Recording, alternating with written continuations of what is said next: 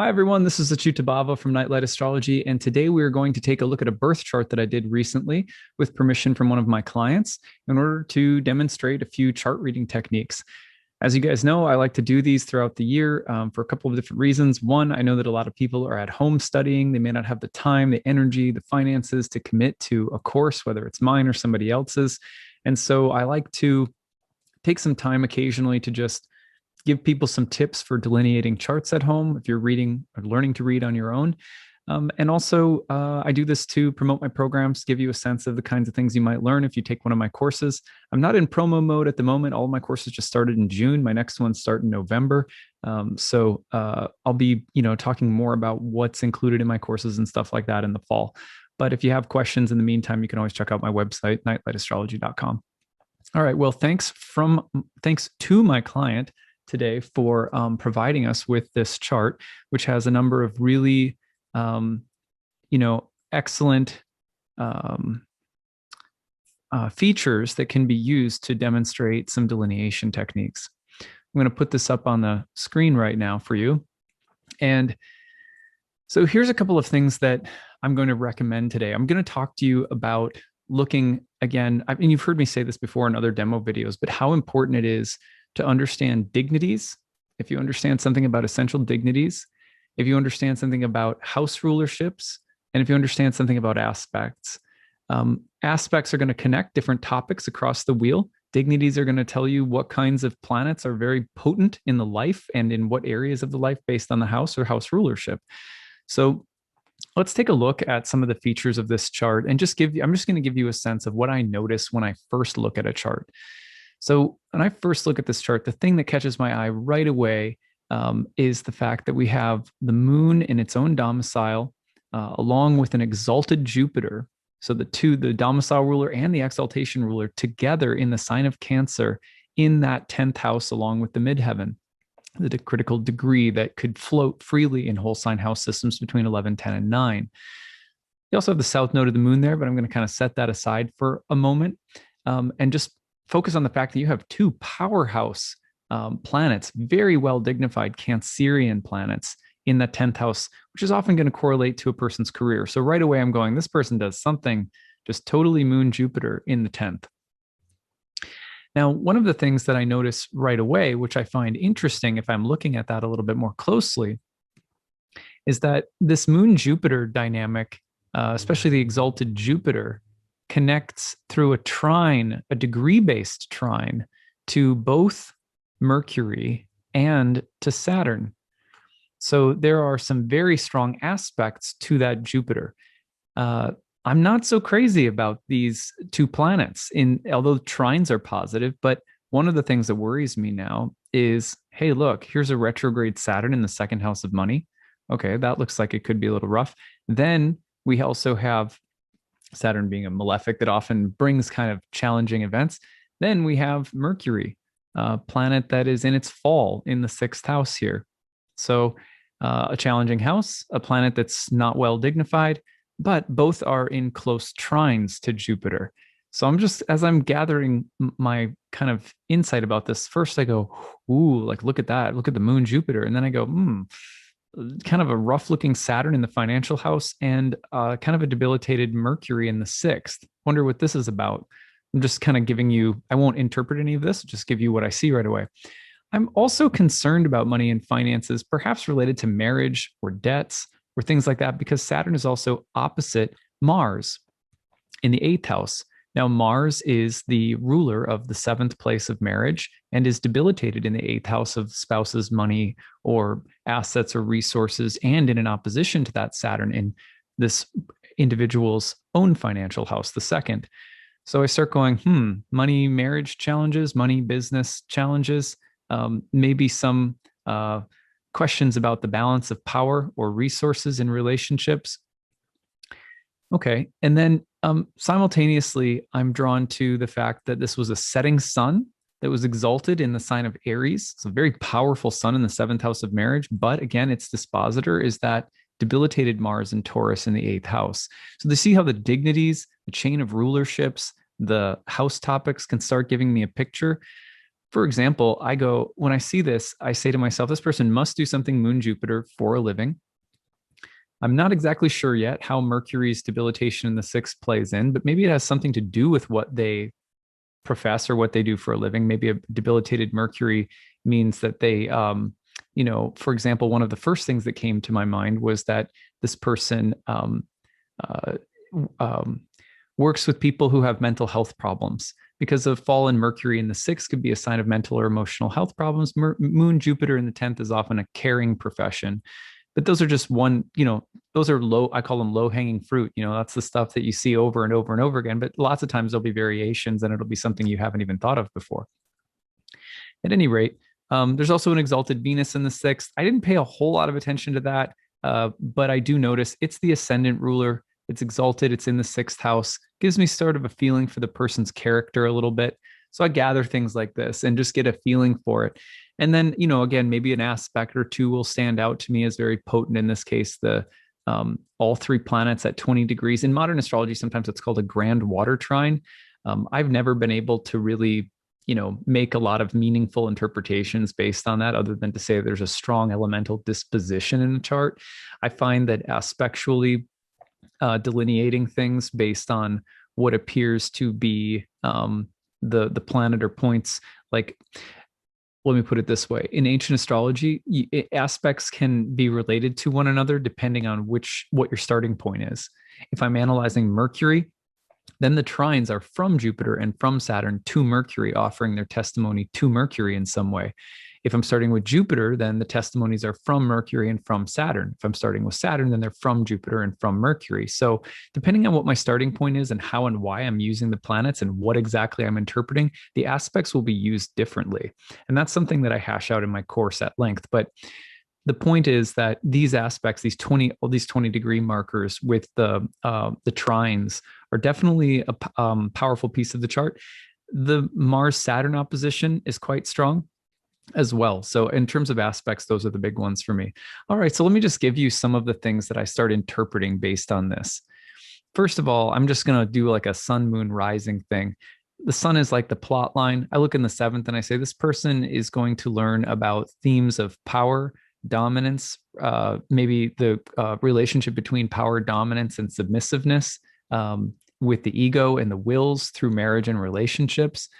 They're also going to potentially marry someone who is very, very Mars-like, a very sun in Aries, which is an exalted sun, most successful, entrepreneurial, etc.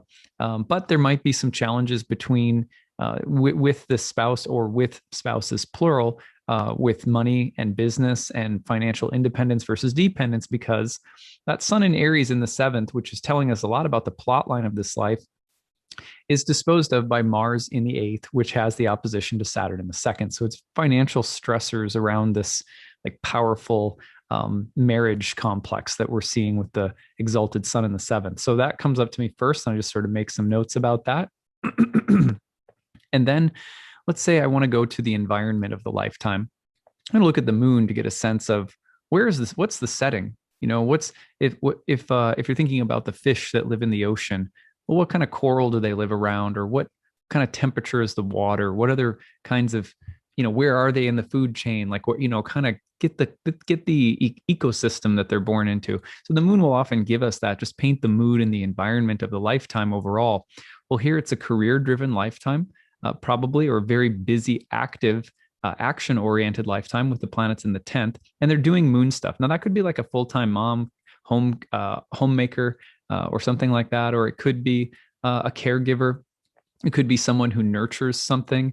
But also, I'm never surprised when I see Jupiter in Cancer in the 10th that people are involved on some upper level of management or entrepreneurial endeavors, maybe in a hospital or like an institution that like a psychiatric institution or someplace that does caregiving. Sometimes you'll see cooks or people who are involved in real estate, something involving like food or nourishment or homes and, like the real estate market or something like that. So, it can be pretty wide variety of things that might come up. But Moon Jupiter in that position gives me this feeling, okay, the environment has a very kind of exalted moon feeling to it. And probably a lot of wisdom and care and concern and the need to nurture something, whether it's to be the emotional glue that holds a company together, or if there's some specific caregiving background. But those are the things that come to my mind right away in terms of the environment of the lifetime. Again, I'm seeing maybe some financial challenges making money doing this, or challenges keeping money doing this. Maybe there's some connection between this individual's money and spouse's money or business, and not entirely easy, but I wouldn't say like tragic. This is a separating opposition from these two planets. So you could say that the effect is sort of in a diminishing stage. So those things come to mind right away. With the ascendant, it's going to give me a sense of the personality. So when I see a Libra rising, right away, I think about the balance, the poise, the eloquence, the intellectual or social sophistication. Sometimes, a little superficial, hard time making decisions for oneself, just some of the kind of basic Libran shadows or whatever. I might talk to someone a little bit about what it means to have a Libran personality, at least in the beginning. So from here, I go to Venus, who is the ruler of the ascendant. If there's no planets in the first, even if there is, I always want to look at the ruler. So this is not just a Libra rising. This is a Libra rising with Venus exalted in Pisces in the sixth house. Now, I'll tell you that the sixth house being the joy of Mars and the house of misfortune doesn't sound like it would be very hospitable to Venus. But with an exalted Venus in that house, I found over the years that you'll often find people who are, that they might be activists or peacemakers. They might be artists with some kind of mission. You usually are blending the exalted qualities of Venus, which are romantic and dreamy and sensual and concerned about peace and harmony, very compassionate placement for Venus and Pisces, sometimes a little Shakespearean or like overly dramatic or something like that. But you get the kind of really exalted Venusian qualities, very emotional Venus. And then you put it in a house that's associated with strife, misfortune, injuries, illness, sickness. And I find that you usually get the do-gooder. And I don't mean that sarcastically. Like you get someone who really wants to do good, but there's a lot of work involved, and they may be oriented towards suffering in the world. So I'm looking at this, and alongside of the Jupiter and the moon in the 10th house, I go, this has got to be someone who, tries to fix or mend things that are broken, tries to bring harmony to places where there are strife, has a lot of maybe knowledge or professional clout, but is really a lunar figure concerned. Now, when I look at the connection between Jupiter and Mercury, the fallen Mercury in the sixth, again, I go, there's, when Mercury is in its fall in the sixth, it doesn't necessarily mean that this person has mental or emotional health problems or that they have trouble communicating or something. It could mean very simply that because it's connected by a very positive trine to Jupiter, who is the host of Mercury in Pisces. Pisces is ruled by Jupiter. So when we see that trine from a fallen Mercury in the sixth to an exalted Jupiter in the 10th, I go, there must be something about their job that is specifically involved with fallen Mercury types of things. I think that's really interesting.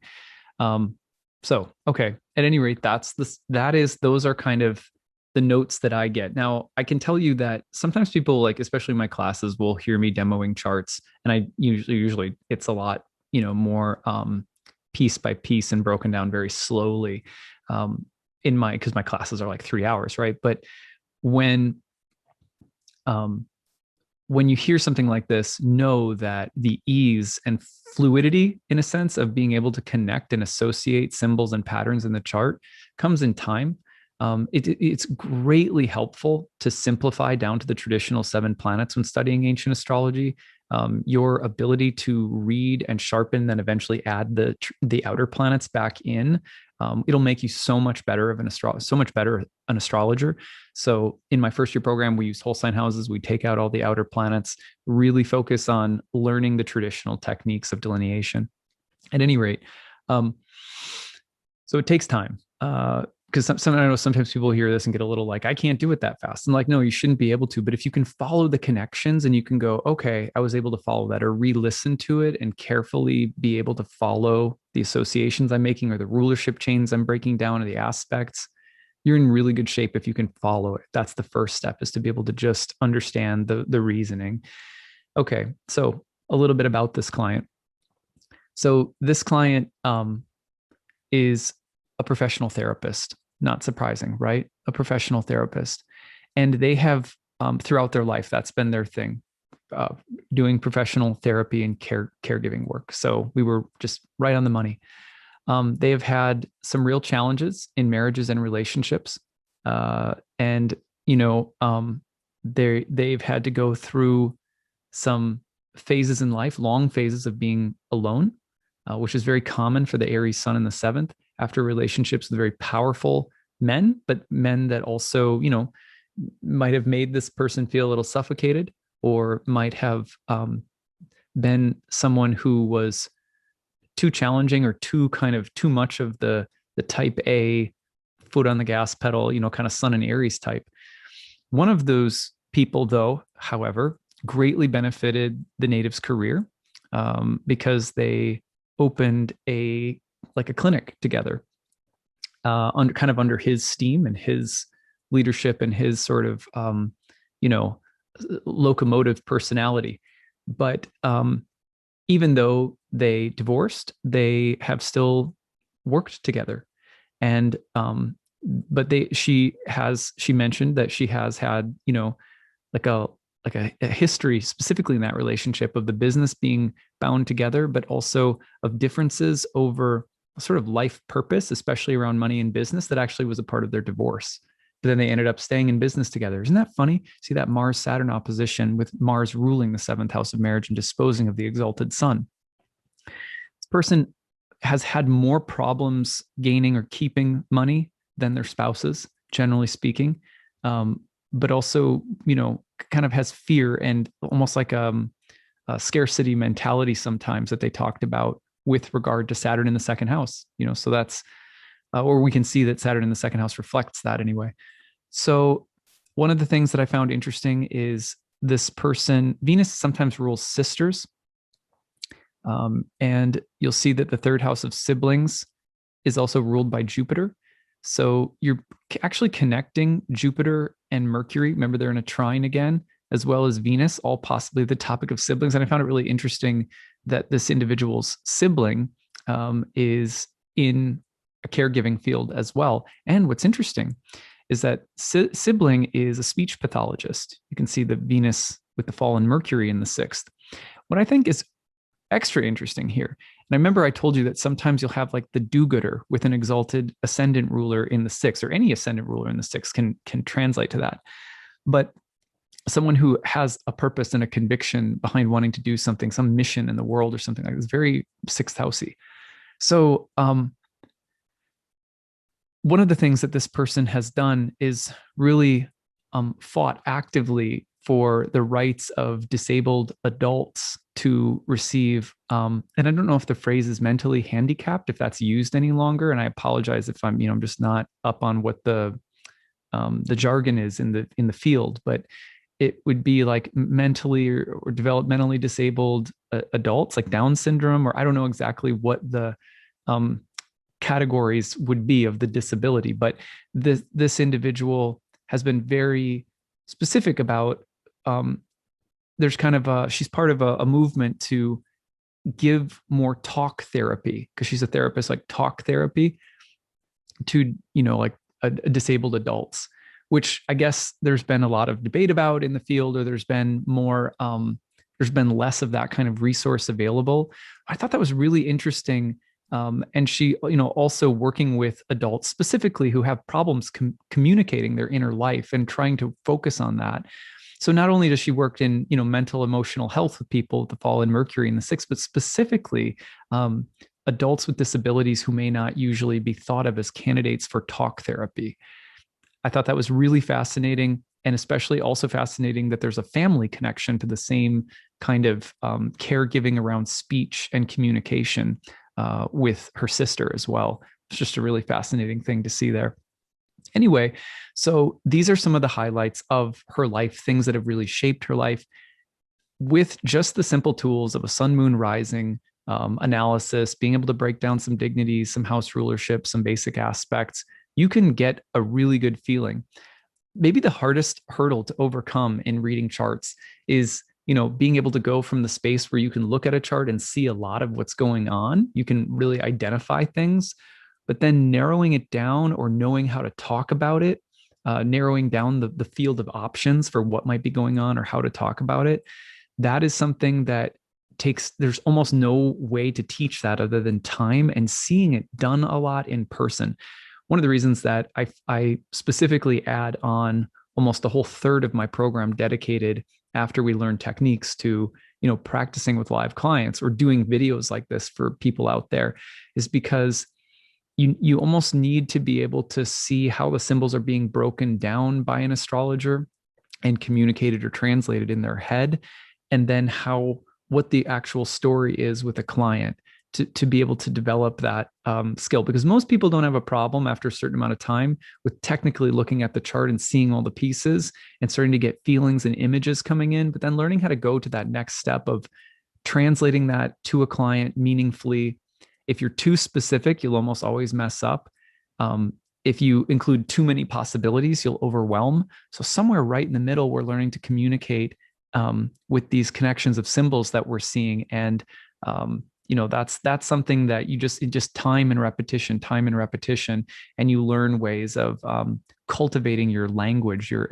Being an astrology reader, I find that, anyone can do it with practice. But if you have a fear of communicating and of talking, and you're overly scared of being wrong about things, it's really hard to advance. So you have to kind of work through a little bit of a fear of talking to people and talking through symbols and the possibilities that you're seeing.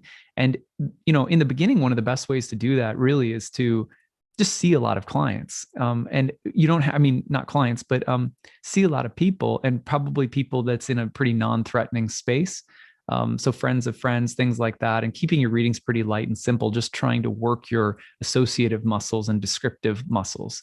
And you could do that through writing too. You can do that at home by looking. So for example, you can pull up the charts of famous people that you know nothing about, try to delineate something of their life, look on their 5-page Wikipedia bio entry, and then reflect on what you got right or wrong, or what details you were able to notice about their life. So pick someone you don't know anything about, and then you can write out the delineations for different areas that you're seeing, and that will help you develop the descriptive abilities as well. I used to do that a lot. So at any rate, that's what I've got for today. I hope that this chart demo was interesting to you all. Thanks again to my client for sharing it. And actually, I should mention this. The one thing that I didn't mention is, of course, in this video, I'm not breaking down, okay, so you're able to see these things, but where does the reading go from here? Well, every reading is going to evolve from being able to see these things to talking about them in relation to the questions that the client has about them, or the inner life that a person is leading in relationship to them. And that's also a big part of, the kind of the counseling dynamic, you could say, not like professional counseling, but I consider it like coffee shop counseling that you might do with a client based on the symbols. And, how do you deal with this Saturn over here? Or how do you deal with this or that? And that's a whole different piece of the reading that will come in. But generally speaking, it can't come in if you're not getting the lay of the land in the chart, accurately depicted through your symbolic delineation skills in the beginning. So that's where I like to start with people. Anyway, so again, I hope you enjoyed it, and we will see you again tomorrow. All right, take it easy, everyone. Bye.